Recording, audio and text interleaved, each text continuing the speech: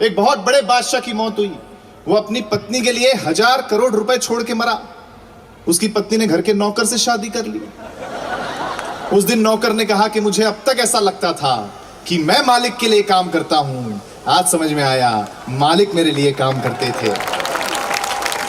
बहुत बढ़िया मोहित जी, आपने बहुत सारी अच्छी बातें कही, बस लेकिन एक ही बात से मैं थोड़ा दुखी हुआ। अच्छा, आपने कहा कि केवी सर ऐसा इंजेक्शन देके जाएंगे जिसका असर 3 साल तक रहेगा।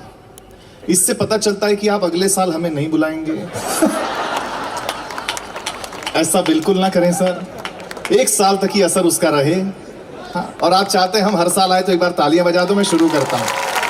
हाँ रोहित, कोई टेंशन लेना नहीं।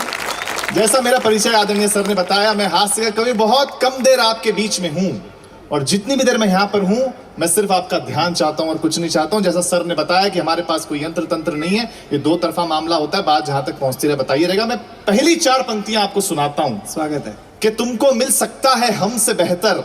आहा, अब सारे तनाव भूल करके हमारी हास्य की दुनिया में आइए। हमारे सुपरस्टार अगर आदरणीय कुमार विश्वास जी इस मंच पर हैं तो आज की शाम निश्चित तौर पर अविस्मरणीय शाम होगी, है ना। और सुनाता हूं, क्योंकि आप एकदम टेंशन छोड़ दो, क्योंकि आदमी धन के पीछे तो तब तक भागता है जब तक उसका निधन नहीं हो जाता है।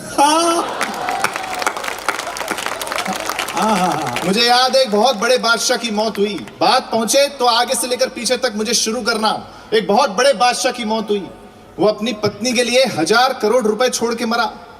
उसकी पत्नी ने घर के नौकर से शादी कर ली। उस दिन नौकर ने कहा कि मुझे अब तक ऐसा लगता था कि मैं मालिक के लिए काम करता हूं, आज समझ में आया मालिक मेरे लिए काम करते थे। अच्छा, तो सुनाता हूं, तुमको मिल सकता है हमसे बेहतर, हमको मिल सकता है तुमसे बेहतर, वाह। लेकिन तुम और हम दो घर मिल जाएं तो कुछ और नहीं हो सकता फिर इससे बेहतर। और यहां आकर बहुत खुशी हुई, बहुत खुशी हुई। मतलब मैं सबसे ज्यादा खुश हूं यहां आकर, और उसका रीजन ये है कि मैंने देखा कि गोदरेज प्रॉपर्टीज, IDFC बैंक हमारे स्पॉन्सर्स में हैं। बहुत खुश हुआ क्योंकि परसों जो हमने शो किया था हाँ। उसमें स्पॉन्सर रेमंड वाले थे। तो प्रोग्राम के बाद हमें 1-1 दर्जन सूट पीस दिए गए। बहुत अच्छे, वाह।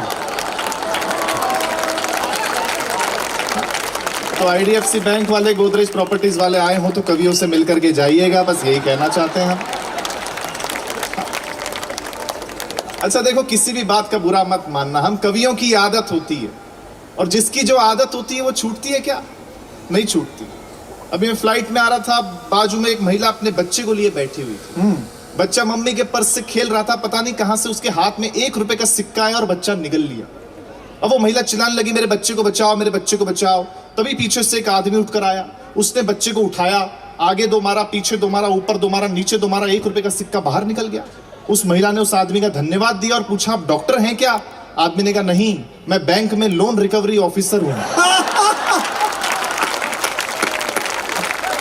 अच्छा, हास्य तो हर जगह है, लेकिन जब मैं सुबह भी आया था सब सेटअप वगैरह देखने के लिए, पूरी कमेटी से मिलने के लिए बहुत अच्छा लगा था। लेकिन इतने अच्छे फ्लैट्स हैं, मैं वीरेंद्र जी से भी कह रहा था, मोहित जी से भी कह रहा था कि मतलब मेरा मन किया कि मैं यहाँ शिफ्ट हो जाऊं। हाँ, तो फिर सर ने पूछा कि कितना पेमेंट लेते हो एक कवि सम्मेलन का? मैंने कहा ये 1-1.5 लाख रुपया। बोले इस जन्म में तो फिर संभव नहीं है। हाँ, लेकिन देखिए, मेरी जो मैंने यहां ऑब्जर्व किया कि एक पंक्ति में मैं अपनी बात रखता हूं कि मैं पूरे कॉम्प्लेक्स घूम करके मुझे लगा कि अगर इसका नाम सिर्फ शांति निकेतन भी होता ना तो इसकी प्रेस्टीज बहुत बड़ी होती। अच्छा, अच्छा। लेकिन ललिता जी, आप भी सुनेगा, अंतिम रूप से एक नई कविता सुना रहा हूं। सुमित जी, सब लोग आपका होली का पर्व हमने मनाया, आप सुनिए। हम लोगों ने क्लास बना रखे हैं, upper class, middle class, lower class, और पूरी जिंदगी हम सारा काम अपने क्लास के हिसाब से करते हैं। क्या बात। हमें गाड़ी लेनी होती है तो हम अपने क्लास के हिसाब से लेते हैं, बच्चों को स्कूल में एडमिशन कराना होता है तो अपने क्लास के हिसाब से कराते हैं, है ना। सारा काम आप क्लास के हिसाब से करें, कोई दिक्कत नहीं है, लेकिन त्योहार कभी भी क्लास के हिसाब से मत बनाइए। बहुत अच्छे रोहित, क्या बात है बेटा, बहुत अच्छे, वाह।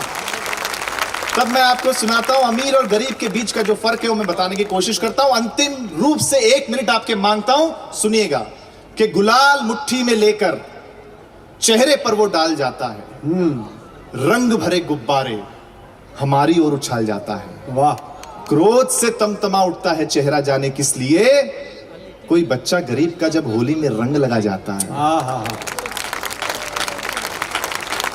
बहुत मुश्किल से आती है हंसी मासूम चेहरों पे, बहुत मुश्किल से आती है हंसी मासूम चेहरों पे, कि हक उनको भी है जीने का इन बेबाक शहरों में। क्यों हर किसी की किस्मत में त्योहार नहीं होते, क्यों इंसानों के साथ इंसानों से व्यवहार नहीं होते। बहुत अच्छे, क्या बात है रोहित। माना कि उस गरीब ने बिन पूछे ही रंग दिया, होली के दिन इन दूरियों को कम कर दिया। अगली पंक्ति पर आपका आशीर्वाद चाहिए कि माना कि उस गरीब ने बिन पूछे ही रंग दिया, होली के दिन इन दूरियों को कम कर दिया। पर यह तो सोचो उसने हमको इस काबिल तो समझा, अमीरों को इंसानों में शामिल तो समझा।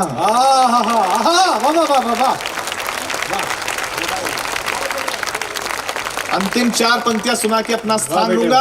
आपको लगे रोहित शर्मा ने ठीक ठाक ओपनिंग कर दी हो तो मुझे तालियों से विदा करना कि अगर हम भी उसकी आंखों में देखकर मुस्कुरा देते, अगर हम भी उसकी आंखों में देखकर मुस्कुरा देते, थोड़ा सा गुलाल लेकर चेहरे पर लगा देते, उसकी भी होली औरों की तरह रंगीन हो जाती और सारी दूरियां इन होली के रंगों में विलीन हो जाती। वाह, सारी दूरियां बहुत अच्छे, बहुत अच्छे। एक बार जोरदार तालियां।